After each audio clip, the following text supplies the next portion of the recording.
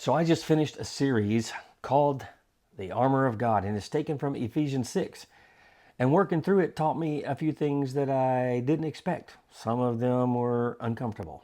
First, some of the strongest discouragement I got did not come from outside the faith.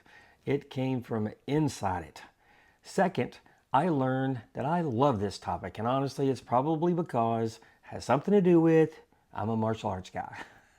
And third, I realized the armor of God isn't necessarily about fighting people. It's about protecting what's happening inside you while you're living in a broken world. This is Foundations of Character, and I'm Scott Wilkinson. This channel exists to help parents, teachers, and coaches understand character, not as a theory, but as something you will actually be able to pass on.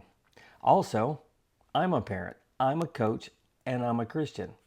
And for 34 years, I've used martial arts as a tool to teach character.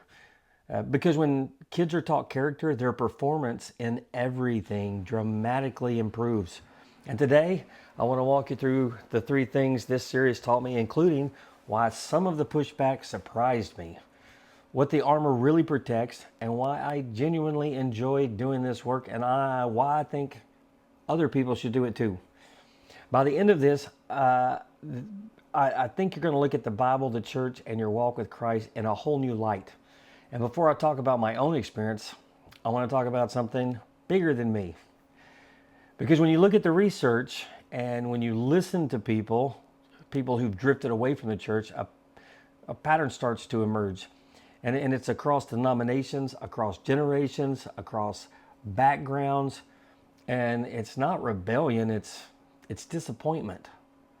I mean, many people don't leave the church because they stop believing in God. They leave because of what they experienced inside the church. Some people describe feeling discouraged instead of encouraged, corrected instead of shepherded, and talked at and not walked with. Others say the church felt judgmental or unwelcoming, especially when they were already struggling. They didn't feel discipled. They felt evaluated. A lot of people say church stopped feeling connected to real life, their fears, their temptations, their marriages, their parenting, their failures. The language sounded spiritual, but the help didn't feel practical. And then there's a category people talk about more quietly. What happens when the institution of church feels like it's protecting itself? When image matters more than the truth, when accountability feels selective and grace feels inconsistent.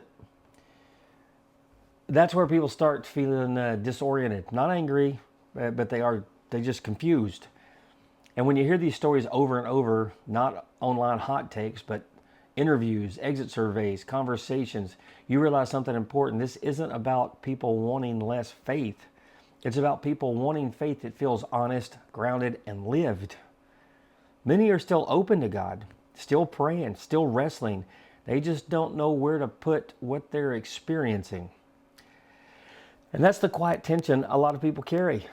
They didn't leave loud. They didn't storm out. They just stepped back from the church. Unsure how to reconcile belief with experience. And to be honest, I did the same thing because I felt the same way. I was raised in the church. Sunday mornings, Wednesday nights, my whole family, mom, dad, brother, sister, all of us, we were all involved. So when I started working on this series, I was excited, genuinely excited. I wanted to share that excitement with the people closest to me, the people who knew my background and my faith story. What surprised me wasn't disagreement. It was tone. Some responses were corrective, some were dismissive, some were cautious, some were indifferent. A few people focused immediately on whether my theology was right, instead of asking, what is it you're trying to build, or why does it matter to you? Others treated the work lightly, almost like it wasn't serious, or worse, like it was something to be wary of. Even conversations with people I loved turned into warnings instead of curiosity. And I'll be honest, that was discouraging. Not because I expected applause, but because I expected engagement. And if I had any feelings, that probably would have hurt and stopped me.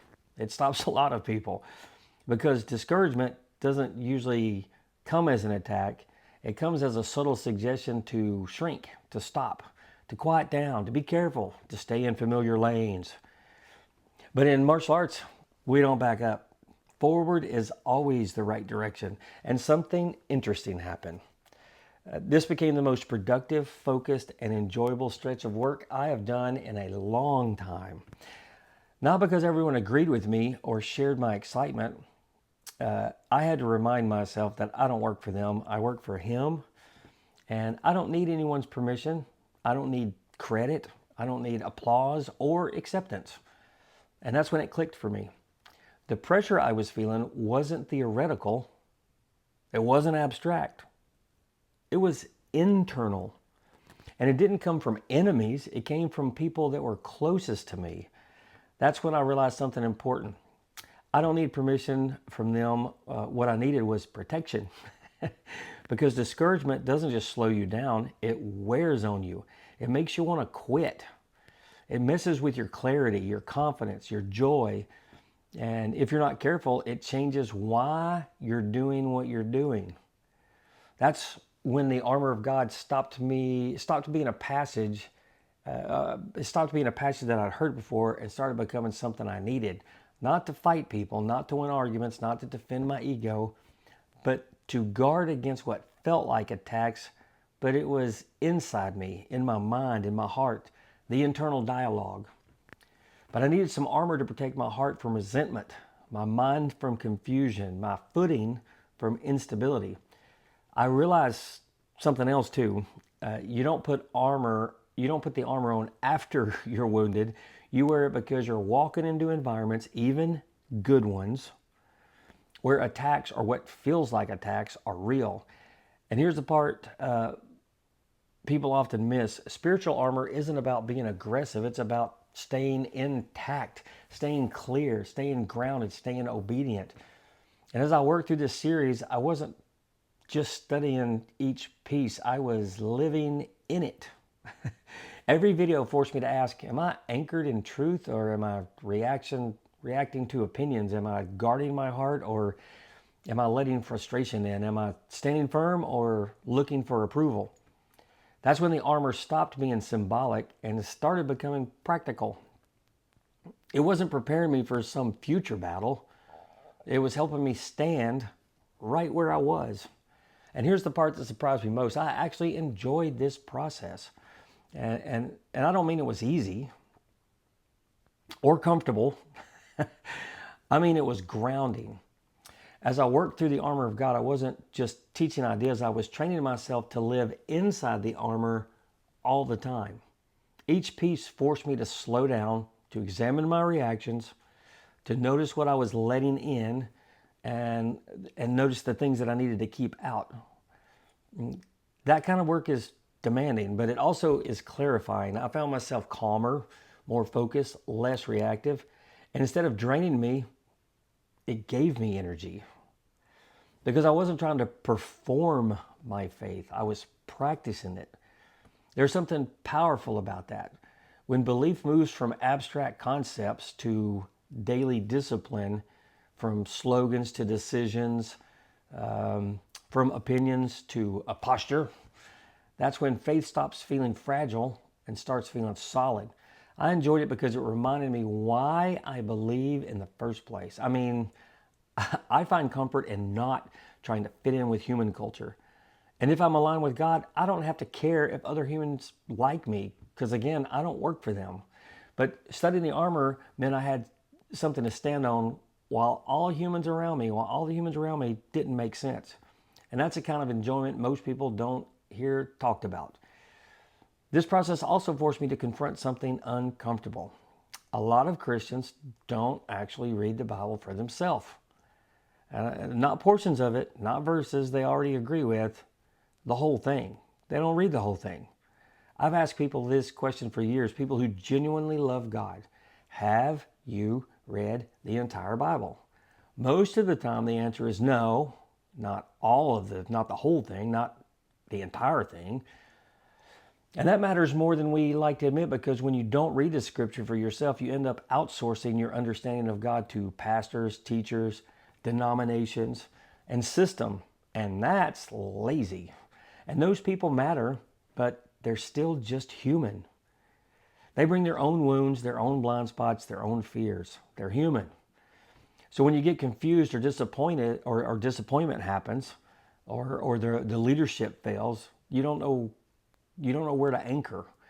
You don't know what's cultural, what's biblical, and what's human, what's just human. Reading the Bible yourself makes you responsible. It gives you reference points, context, discernment, not to weaponize scripture, but to understand it. So when something feels off, you don't panic. You don't blindly submit either, and you don't throw everything away.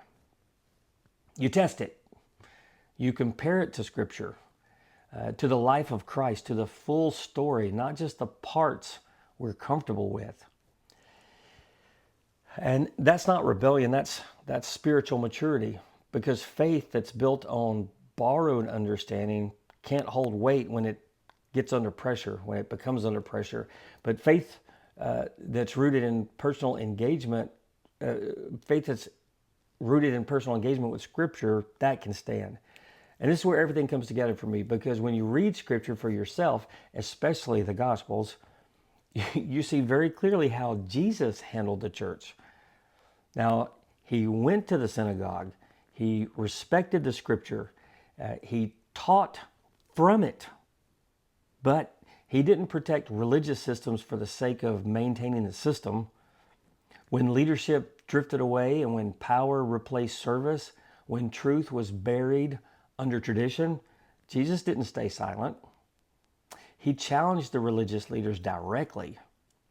Not the outsiders and not the skeptics, the people with authority. At the same time, most of his teaching didn't happen in a building. It happened in fields, on hillsides, at dinner tables, in open air. Church wasn't a location for Jesus. It was wherever truth was spoken and people were willing to listen. That matters, because it tells us something important, that you can love God and still struggle with the church. You can honor Scripture and still question how the institutions behave. And you can stay faithful without pretending humans aren't flawed. Any institution led by humans, led by people who are wrestling with fear, pride, temptation, and insecurity, it's going to struggle. That includes churches, which means disappointment isn't surprising. It's predictable. And that's why expectations matter. If you expect broken people to never act broken, you're going to be disappointed. But if you expect God to remain faithful even when people fail, you can stay grounded. Because expectation, really, it's the mother of disappointment, especially when it's placed on the wrong thing, like humans. Jesus didn't call us to place our hope in institutions. He called us to follow Him, to know the Word, to walk in truth, to guard our hearts, to stand firm. That's why the armor of God matters. Not so you can fight the world, although sometimes the world needs a whooping, but so you don't lose yourself while you're living in it. Now, from here on out, we're going to start training character. So subscribe and stick around. I am just getting started.